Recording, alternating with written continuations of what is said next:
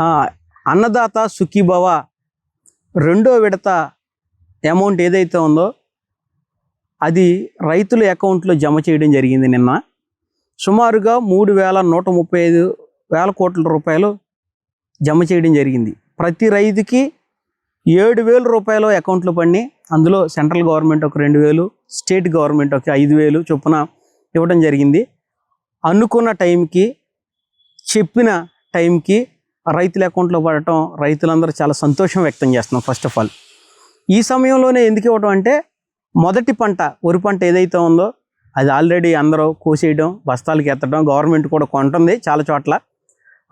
రెండో పంట స్టార్టింగ్లో ఉన్నాం, పొలాలు దున్నటానికి కానీ లేదా మొక్కజొన్న వేయడానికి కానీ, మినుము అపరాలు పండించడానికి పల్ల ప్రాంతాలు అయితే అపరాలు కానీ, మెరక ప్రాంతాలు అయితే మొక్కజొన్న కానీ, ఇలా రెండో విడత పంటకి సరిపడా సమయంలో, అనుకూలమైన సమయంలో రైతుకి డబ్బులు ఇవ్వడం అనేది చాలా సంతోషమైన విషయం. ఎందుకంటే మనందరికీ ఒక ఆలోచన ఉంది, రైతే రాజు అనే దానికి ఈ కూటమి ప్రభుత్వం కట్టుబడి ఉందని కూడా ఈ విధంగా S4 మీడియా ద్వారా మీ అందరికీ తెలియజేస్తున్నాను. అదేవిధంగా కూటమి ప్రభుత్వానికి, మోడీ గారికి, మరి పవన్ కళ్యాణ్ గారికి, లోకేష్ గారికి, చంద్రబాబు గారికి, మా నూజివీడు నియోజకవర్గ కొలుసు పార్థసారథి గారికి కూడా శిరస్సు వంచి నమస్సుమాంజలి తెలియజేస్తున్నాను.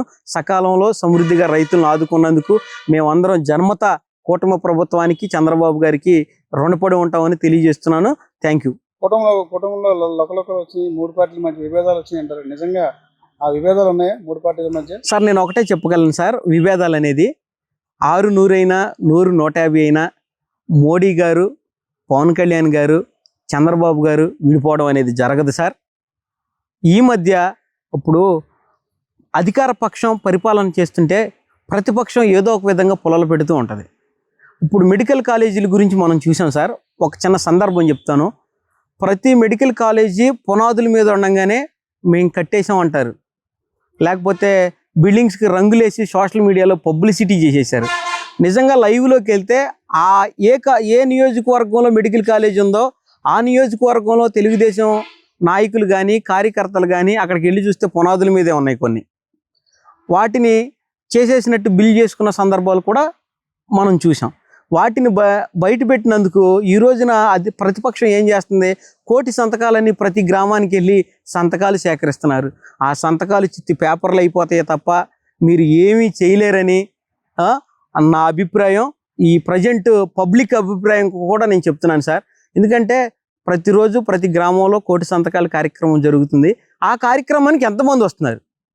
వైఎస్ఆర్సీపీ పార్టీలో ఉన్నటువంటి నియోజకవర్గ ఇన్ఛార్జీలు ఎంతమంది పాల్గొంటున్నారు, లేదా నాయకులు ఎంతమంది పాల్గొంటున్నారు, కార్యకర్తలు ఎంతమంది పాల్గొంటున్నారు అనే విషయాన్ని ఒకసారి మనం దూరదృష్టితో ఆలోచిస్తే వాళ్ళు మంచి చేస్తున్నారా సమాజానికి, చెడు చేస్తున్నారా అనేది కూడా మనమే చూసి గ్రహించి సమాజానికి తెలిపే విధంగా ఉంటామని నా అభిప్రాయం.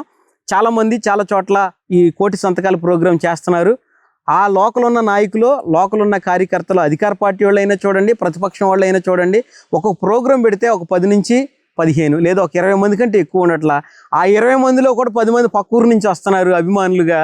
అంతే తప్ప ఆ గ్రామంలో ఒక 100 మందిని పెట్టి ప్రోగ్రాం చేయడం అనేది ఇంతవరకు ఎక్కడా చూడలేదు. అలా ప్రతిపక్షంలో ఉండి కూడా నిలబడలేని పరిస్థితి ఉంది సార్. ప్రతిపక్షం అంటే ఇంకొక విషయం గుర్తొచ్చింది సార్. మేము ప్రతిపక్షంలో తెలుగుదేశంలో ఉన్నప్పుడు దెబ్బలు తిన్నామో, స్టేషన్లకి వెళ్ళామో, తన్నులు తిన్నామో, లేకపోతే దూషించబడ్డామో, బూతులు తిట్టితే కూడా ఓర్చుకున్నామో, నిలబడి నిక్కర్సైన తెలుగుదేశం కార్యకర్తలాగా నిలబడ్డాం సార్. కానీ ఈరోజు వాళ్ళు నిలబడలేకపోయారు. 100ల సంఖ్యలో, 1000 సంఖ్యలో నాయకులు చాలామంది టీడీపీ పార్టీలోకి రావటం, వాళ్ళకి పదవులు ఇవ్వటం, అలాగా చాలా సందర్భాలు మేము చూసాం.